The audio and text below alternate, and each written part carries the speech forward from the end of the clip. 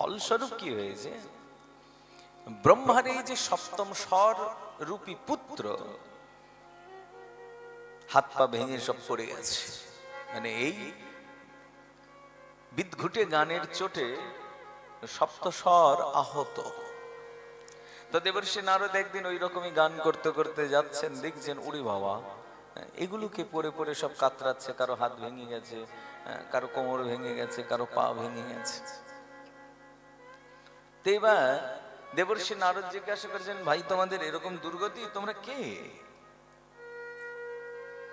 কাতরাতে কাতরাতে তারা বলছেন, আর বলো না, ওই যে ব্রহ্মার একটা কুপুত্র হয়েছে না নারদ, সেই নারদের জন্যই আজকে আমাদের এই দুর্গতি।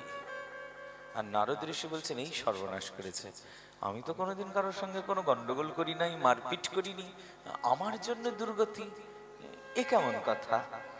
নারদজি বলছেন, ভাই আমি তো নারদ, আমি তো কখনো কারোর সঙ্গে মারামারি করি না, তো আমি তোমাদের হাত পা কি করে ভেঙে দিলাম, এ তো বুঝতে পারছি না। সপ্তস্বর বলছেন, ও তুমি নারদ, তোমার জন্যই তো আমাদের এই দুর্গতি। নারদজি বলছেন, একটু খুলে বলো না, আমি কি এমন করেছি যে তোমাদের এরকম দুর্গতি হয়ে গেছে? বলছে যে তুমি ওই বেঢক গান গাও, তোমার এই গানের চোটে, এই গানের প্রহারে আমরা এদিকে মানে সব আহত হয়েছি, আমাদের এক একজনের অঙ্গ প্রত্যঙ্গ ভেঙে গেছে। বলে মুশকিল, উপায় কি হবে এখন?